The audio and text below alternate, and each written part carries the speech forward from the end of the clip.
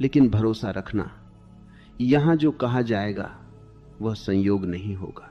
आज जो बात खुलने वाली है वह तुम्हारे डर की जड़ को छुएगी। इसलिए अंत तक बने रहना, क्योंकि बीच में छोड़ा तो आधी बात गलत समझ में आ सकती है। और हां, सुनते समय अपने भीतर जो भी विचार उठें, सहमति, असहमति, सवाल या अनुभव, उन्हें अंत में अपने विचार में जरूर लिखना। शब्दों में बांटना भी एक तरह की मुक्ति है। अब जरा अपने जीवन की किसी एक घटना को याद करो जब तुमने घबराकर कहा था, ये मेरे साथ ही क्यों। वहीं से आज की यात्रा शुरू होती है। मनुष्य की सबसे पुरानी आदत है हर घटना को तुरंत अच्छा या बुरा कह देना, जैसे जीवन कोई अदालत हो और तुम जज बनकर हर पल फैसला सुनाते चलो।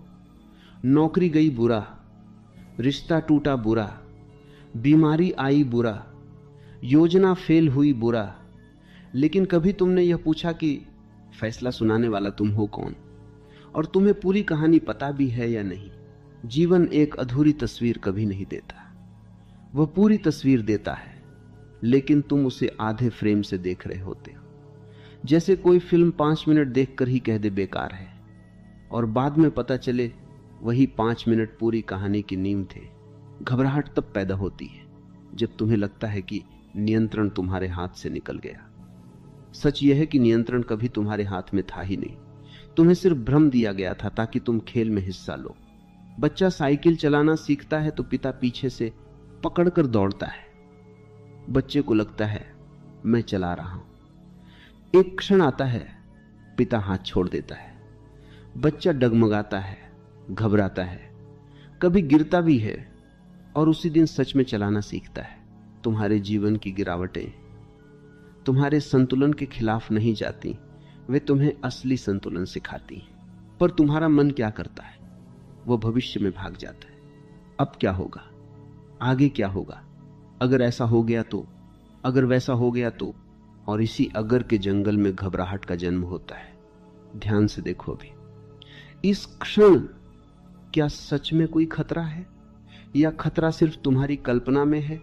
मन एक कहानीकार है और ज्यादातर दुख उसकी बनाई कहानियों से पैदा होते हैं, जीवन की असल घटनाओं से नहीं।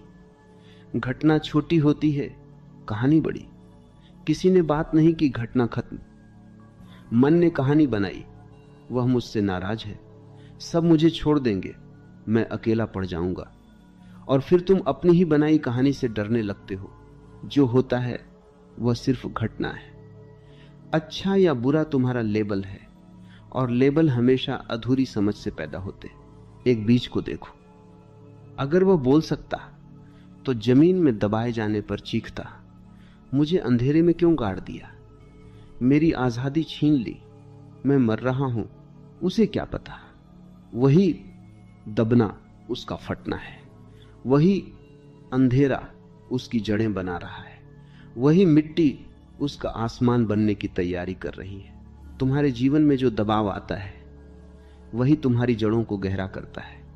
लेकिन तुम हर दबाव से भागना चाहते हो। तुम चाहते हो सब आसान हो, सीधा हो, साफ हो, लेकिन तब तुम सतही रह जाओगे। गहराई हमेशा दबाव से पैदा होती है। घबराना मत, यह कोई दिलासा देने वाली पंक्ति नहीं है, यह अस्तित्व का नियम है। जब चीजें तुम्हारी योजना के अनुसार नहीं चलती, तब अक्सर वे तुम्हारे विकास के अनुसार चल रही होती हैं। ध्यान से देखो, तुम्हारे जीवन की सबसे बड़ी सीखें कहां से आई? आराम से या टूटन से? सबसे गहरी समझ कहां से आई? खुशी के शोर से या दुख की खामोशी से? जिन दिनों तुमने सोचा सब खत्म हो गया, अक्सर वही दिन एक नए अध्याय की शुरुआत थे, लेकिन उस समय तुम्हें दिखाई नहीं दिया, क्योंकि आंखें आंसुओं से भरी थीं और आंसू भविष्य नहीं देखने देते, वे सिर्फ दर्द दिखाते। तुम्हारी घबराहट इस बात का संकेत नहीं कि कुछ गलत हो रहा है, अक्सर यह संकेत है कि कुछ पुराना टूट रहा है, और पुराना टूटे बिना नया जन्म नहीं ले सकता। तुम पुराने ढांचे में सुरक्षित महसूस करते हो, चाहे वह तुम्हें दुख दे रहा हो। नया डरावना लगता है, चाहे वह तुम्हें आजाद करने वाला हो। इसलिए जब जीवन तुम्हें पुराने से खींचकर नए की ओर ले जाता है, तुम उसे दुश्मन समझ लेते हो। अस्तित्व कभी तुम्हारे खिलाफ नहीं होता, वह तुम्हारे भ्रम के खिलाफ होता है। और जब भ्रम टूटते हैं तो दर्द होता है। तो अगली बार जब कुछ तुम्हारी इच्छा के खिलाफ हो, तुरंत यह मत कहो गलत हो गया। बस इतना कहो, मुझे अभी समझ नहीं आ रहा। लेकिन कहानी अभी पूरी नहीं हुई। यह वाक्य घबराहट को भरोसे में बदलने का पहला कदम है।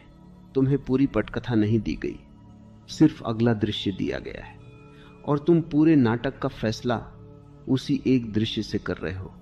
जरा ठहरो, देखो, सांस लो, इंतजार करो। जीवन जल्दबाजी में अपने रहस्य नहीं खोलता।